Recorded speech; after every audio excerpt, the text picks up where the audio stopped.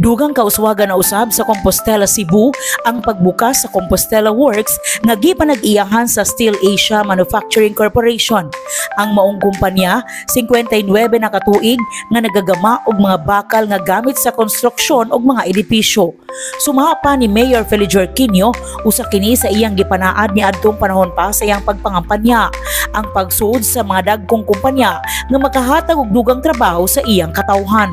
Daanan akong gisaad panahon sa campaign period nga kung ako'y katagag-kagiyunang mamayor sa lungsod sa Compostela, unahang ginako ang pag-ibitar sa mga investors nga mosuod sa atong lungsod sa pasalig o palaom nila nga tabangan o suportaran namo sila sa ilang negosyo nga ibutang sa lungsod sa Compostela in terms sa mga permit, in terms sa mga local taxis, nami tax holiday nga ihatag kanila nga within 2 years o 3 years nga makasugod sila sa ilang negosyo nga di pa sila mohatag og business tax sa lungsod sa Compostela. Mao nga ako gig silang inangasud mo sa Compostela kay ang gobyerno may puso naa sa iyong likod mo suporta ug unsa may mga kakulangan o gikinahanglan nga mga papers to be followed na lang. Ako importante nga magsugod na sa inyong negosyo diri sa Compostela kay bulawanon kayo ang panahon karon higayon na. Ang mga gihanyag ngadto sa Steel Asia aron mas mapadali ang pagtukod niini, mapasalamaton si Mayor Quino sa konseho niini sa Compostela.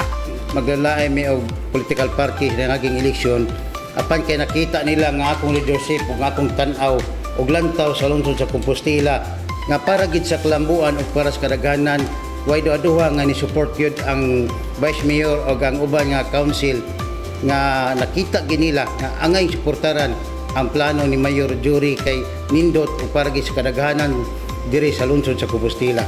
Salakto pagkasulti nagkausa gimi para sa lantaw sa kagmaon sa lungsod sa Compostela. Wagi problema ako si Mayor ug ang council karon.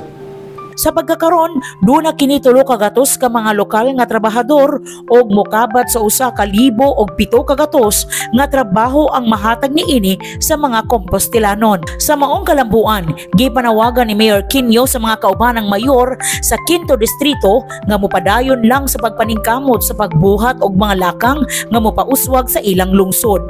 Bisan pa man sa mga kakulian nga atumagian, di kita magpada kay naaman ang atong Congressman Joe Frasco nga mosuporta nato napagid ang pinalanggan atong Gobernador Gwin Garcia nga nitabang gyapon dinhi sa atong lungsod.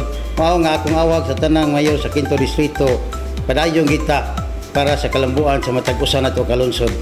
Ug labaw sa tanan diri sa lungsod sa Compostela, sa tanang katawhan ako magaingon kaninyo tabangi og suportari ang gobyernong may puso kay ngatong pangandoy ngatong gitinguha nga may tabo sa lungsod sa Compostela niabot na ug nagsugod na gyud ang kalambuan sa pinalangga natong lungsod.